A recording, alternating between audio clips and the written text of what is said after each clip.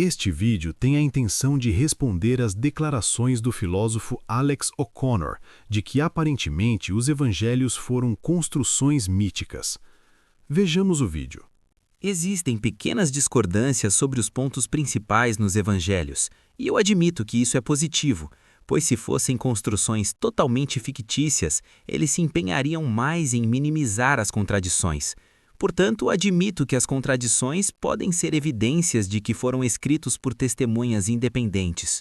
Nessa fala, O'Connor é sincero e tem razão. Fossem os relatos dos evangelhos construções fictícias e não relatos testemunhais, os autores se empenhariam mais em minimizar as possíveis contradições. Portanto, as contradições e diferentes ênfases nos 4 evangelhos o fortalecem como relatos de testemunhas ou ao menos memórias dessas testemunhas passadas para outras pessoas.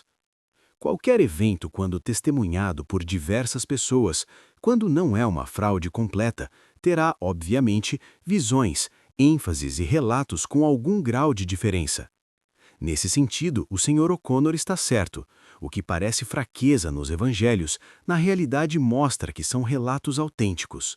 Quer dizer, ainda há discordância suficiente, eu acho, para despertar suspeitas. Estou dizendo isso como se eu fosse algum tipo de cristão ou teísta. Eu meio que visto esse chapéu quando sou convidado a ter uma conversa desse tipo.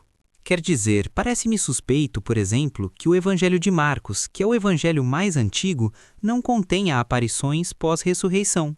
O Evangelho de Marcos contém sim relatos de aparições pós-ressurreição. Não sei de onde o Sr. O'Connor tirou isso. Vamos ao texto de Marcos 16.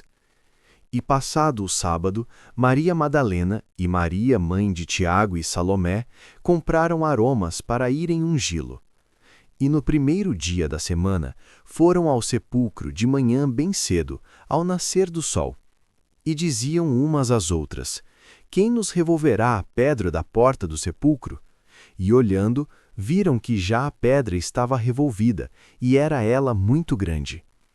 E entrando no sepulcro, viram um jovem assentado à direita, vestido de uma roupa comprida, branca, e ficaram espantadas. Ele, porém, disse-lhes: Não vos assusteis, buscais a Jesus Nazareno, que foi crucificado. Já ressuscitou, não está aqui. Eis aqui o lugar onde o puseram. Mas ide, dizei a seus discípulos, e a Pedro, que ele vai adiante de vós para a Galiléia. Ali o vereis, como ele vos disse. E saindo elas apressadamente, fugiram do sepulcro, porque estavam possuídas de temor e assombro, e nada diziam a ninguém porque temiam. E Jesus, tendo ressuscitado na manhã do primeiro dia da semana, apareceu primeiramente a Maria Madalena, da qual tinha expulsado 7 demônios. E partindo ela, anunciou-o àqueles que tinham estado com ele, os quais estavam tristes e chorando. E ouvindo eles que ele vivia, não o creram. E depois manifestou-se de outra forma a 2 deles, que iam de caminho para o campo. E indo estes, anunciaram-no aos outros, mas nem ainda estes creram. Finalmente, apareceu aos 11, estando eles assentados à mesa, e lançou-lhes em rosto a sua incredulidade e dureza de coração, por não haverem crido nos que o tinham visto já ressuscitado. Ou seja, houve sim 3 relatos de aparições de Jesus pós-ressurreição no Evangelho de Marcos, para Maria de Magdala, para 2 discípulos, provavelmente os 2 jovens do caminho de Emaús, e depois aos 11 discípulos, futuros apóstolos. E então, o Evangelho de Mateus inclui aparições pós-ressurreição.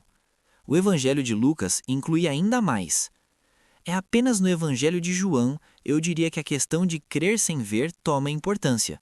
Quanto às alegações de Alex O'Connor de que os evangelhos são uma construção mítica e progressiva, vamos aos fatos. Os evangelhos com certeza são uma progressão. Os discípulos ainda estavam, como podemos dizer, ruminando e entendendo os fatos testemunhados. Houve uma expansão abrupta na mente daqueles homens e mulheres. Não é fácil, ainda que maravilhoso, entender um evento como esse. Portanto, algum grau de evolução na cristologia não é nenhum problema de fato, é normal e esperado. mas a verdade é que muita pouca coisa foi desenvolvida entre os evangelhos. Na verdade, os relatos se complementam e contam os mesmos fatos. Sobre a ressurreição e as aparições, temos: o primeiro evangelho, o de Marcos, contém o relato da crucificação em Marcos 15 e o da ressurreição e as aparições subsequentes em Marcos 16. No evangelho de Mateus, uma testemunha ocular, diga-se, aqui não tratamos de memória. A crucificação é relatada no capítulo 27 e a ressurreição com relatos de aparições no capítulo 28. No Evangelho de Lucas, o evangelho mais próximo literariamente de uma investigação histórica, a crucificação é relatada no capítulo 23 e a ressurreição com as aparições no capítulo 24. E o Evangelho de João relata a crucificação no capítulo 19 e a ressurreição juntamente com as aparições a Maria Madalena, aos discípulos e a Tomé e a Pedro e João também bem relatados. Eu realmente não sei de onde Alex O'Connor tirou a ideia dos evangelhos serem construções míticas e de que as aparições foram sendo acrescentadas com o tempo. Obrigado por ter assistido até o fim.